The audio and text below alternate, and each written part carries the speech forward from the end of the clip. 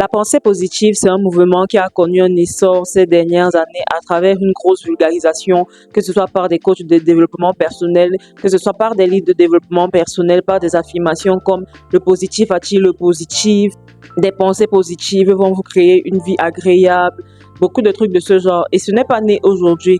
Déjà, les stoïciens comme Épictète ou Sénèque parlaient déjà du fait de contrôler ses émotions, de comment contrôler ses émotions par rapport à ce qui nous arrive peut nous permettre de les traverser beaucoup plus facilement, ou encore des mouvements comme l'hindouisme, le bouddhisme, qui prônaient le fait d'avoir des pensées positives pour se créer un karma agréable. Et au fil du temps, on voit vraiment cette injonction-là à avoir des pensées agréables, à penser positives. Et on se retrouve à donner une responsabilité aux pensées qui n'est pas leur rôle.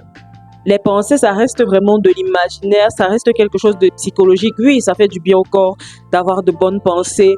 Oui, ça fait du bien à l'esprit et au cerveau d'avoir des pensées agréables. Mais est-ce que ce sont ces pensées-là qui vont créer une vie agréable? Ça se discute.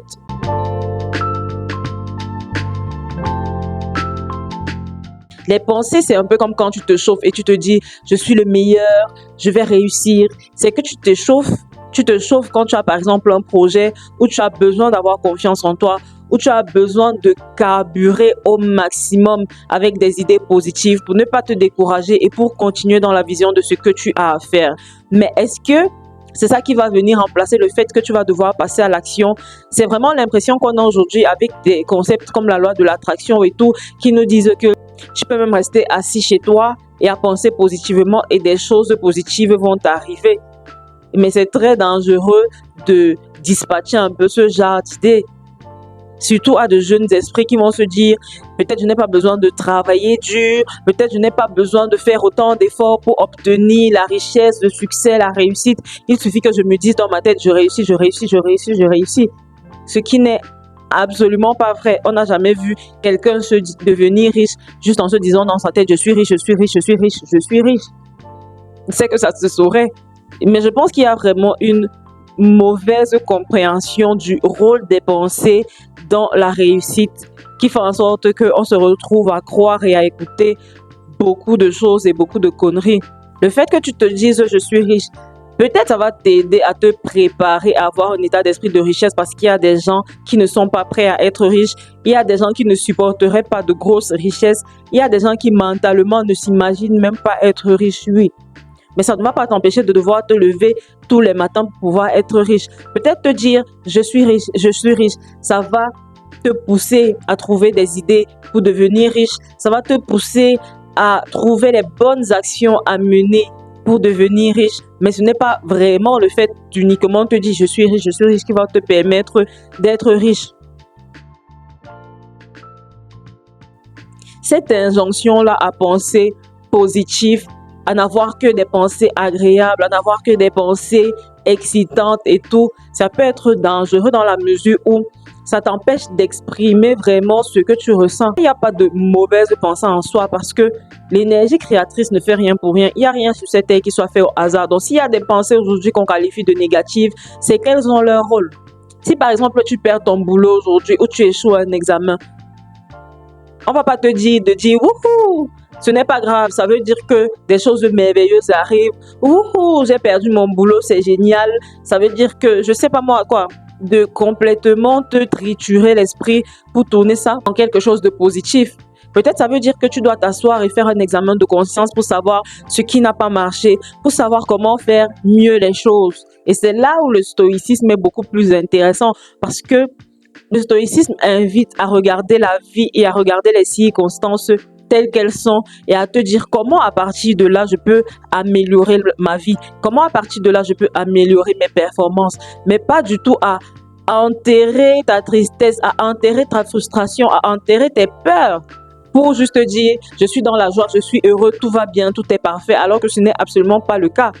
C'est clair que si tu viens de perdre ton boulot, tu vas avoir peur de qu'est-ce que je vais manger demain, comment je vais gérer mes proches, qu'est-ce que je suis en train de faire de ma vie, à quoi ma vie ressemble-t-elle. Tu dois pouvoir faire ressortir cette frustration, cette colère, cette peur, cette tristesse. Tu dois pouvoir l'exprimer. Ça peut créer un désordre mental et ça ne veut pas dire que penser positif, ce n'est pas une bonne chose. C'est clair que quelqu'un qui vit dans un état d'esprit optimiste, quelqu'un qui vient de perdre son boulot, qui vient d'échouer, qui va se dire, OK, l'année prochaine, je vais faire mieux. OK, je vais déposer des CV ici et ici pour pouvoir trouver un boulot. C'est beaucoup mieux que quelqu'un qui va se morfondre et qui va se dire, je suis une merde, je ne sers à rien, ma vie est complètement gâchée, je n'ai plus qu'à aller me jeter du haut d'un pont, je ne vais jamais rien réussir. C'est clair que quelqu'un qui est optimiste par rapport à quelqu'un qui broie du noir comme ça à longueur de journée, il y aura un gap entre les deux et entre les actions que les deux vont mener. Parce que quelqu'un qui va se dire, je ne sers à rien, ma vie, c'est une merde, et qui va se dire ça sur un long terme, tu peux te dire ça 1-2 jours parce que tu as besoin d'exprimer ta tristesse, parce que tu as besoin d'exprimer ta tristesse, tu vas te dire ça. Mais rester dans cet état-là 1 mois, 2 mois, ça ne va rien t'apporter de bon. On est tout à fait d'accord. Ça ne va absolument rien t'apporter de bon. Par contre, faire ça 1-2 jours et te lever le lendemain, étant chaud, à poser des CV partout, à commencer à étudier pour préparer l'année qui va suivre, on aura 2 résultats différents. C'est tout à fait certain. Ce n'est pas seulement la pensée positive qui va te trouver un nouveau boulot et qui va faire en sorte que l'année prochaine, tu réussisses à ton examen. Cette injonction-là à toujours dire que tout ce qui arrive, c'est de votre faute, tout est entre vos mains, ça fait culpabiliser les gens pour rien. Quelqu'un qui vit peut-être dans la paix, quelqu'un de peut-être dépressif, ça va doublement le déprimer de se dire « Mais pourquoi ça allait si facile pour les autres de penser positif et pas pour moi? Pourquoi ça allait si facile pour les autres d'avoir des pensées agréables et pas pour moi alors que éventuellement il est malade? » Alors qu'éventuellement, il n'arrive pas à diriger ses pensées comme peut-être on nous indique de le faire à longueur de journée dans des livres, dans des conférences et autres. Et ça crée un manque d'empathie où quelqu'un va venir te raconter sa vie, quelqu'un va venir te raconter ses problèmes. Tout ce que toi, tu vas lui dire, c'est « pense positif ». Mais encore, je pense positif, mais encore. Ce serait plus intéressant de lui dire « Ok, ce serait bien d'aller voir un psychiatre ou un psychologue, dépendamment des problèmes psychologiques que tu as, neurologique que tu as, ce serait bien d'aller consulter un spécialiste plutôt que de lui dire que tout dépend de ta volonté et c'est à toi de faire en sorte que ça aille mieux. » Ce n'est pas totalement faux, mais tous les êtres humains n'ont pas la même psyché. Il s'agirait d'être un peu plus compréhensif et d'être un peu plus tolérant envers les autres et de comprendre que tout le monde ne voit pas le monde de la même façon, tout le monde n'a pas la même perception des choses. La pensée positive permet de paver le chemin vers ce que tu veux faire. Et c'est pour ça que je parlais de se chauffer tout à l'heure. Si peut-être tu as envie de voyager, tu as envie d'aller aux Maldives, je ne sais pas, et que pour le moment, tu n'as pas les moyens de le faire. Est-ce que c'est le fait de te dire tout le temps dans ta tête, je suis aux Maldives, ou de t'imaginer aux Maldives qui va faire que, paf, du jour au lendemain, tu seras aux Maldives? C'est que tout le monde voyagerait tous les 4 matins sans s'en faire des questions d'argent et tout. Mais par contre, le fait de te dire que, ok, comment je peux faire pour arriver aux Maldives? Et c'est là où l'action intervient. La pensée te permet de commencer à te créer un chemin, de commencer à te frayer un chemin pour te dire comment faire pour arriver là où je veux arriver. C'est là où tu vas commencer à chercher des moyens de te faire plus d'argent pour aller aux Maldives, trouver des billets d'avion moins chers, trouver des personnes avec qui ont envie de faire ce voyage et peut-être avec qui tu peux t'associer pour que ce soit moins cher. Mais rester chez toi couché à penser positif, à penser je suis aux Maldives, je vais aller aux Maldives, ça ne va pas t'emmener aux Maldives. C'est vraiment ça les dérives actuelles de la pensée positive, c'est qu'on fait de la pensée un tout. C'est qu'on fait de la pensée ce qui va nous amener où on va aller. On fait de la pensée ce qui va nous faire réussir, ce qui va apporter le succès dans nos vies. Alors que non. Il y a des gens qui pensent même pas positif, mais qui travaillent dur et qui ont la vie qu'ils veulent. Peut-être ils sont malheureux, bon ça c'est autre chose, mais au moins ils réussissent à accomplir leurs objectifs. Plusieurs études ont montré que avoir un état d'esprit positif, avoir un état d'esprit optimiste, ça aide à avoir une vie beaucoup plus agréable et beaucoup plus simple. Mais les mêmes études ont montré que faire fi de ses émotions et ne pas les écouter, ça peut créer des problèmes mentaux beaucoup plus graves. Il y a tellement de courants de pensée comme ça.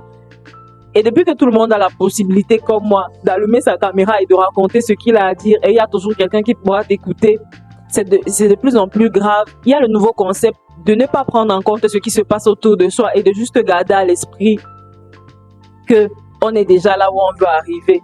Mais c'est très, très, très, très, très grave de ne pas prendre en compte ce qui se passe actuellement autour de soi.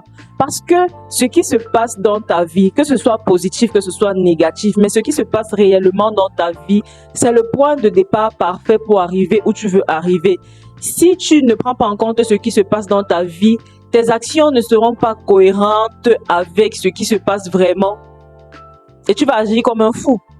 C'est comme ça que les fous agissent. Ils ne sont pas au fait de la réalité qui les entoure. Et ils vivent carrément hors du schéma de réalité. Et du coup, leurs actions sont complètement dispersées et n'ont aucun sens.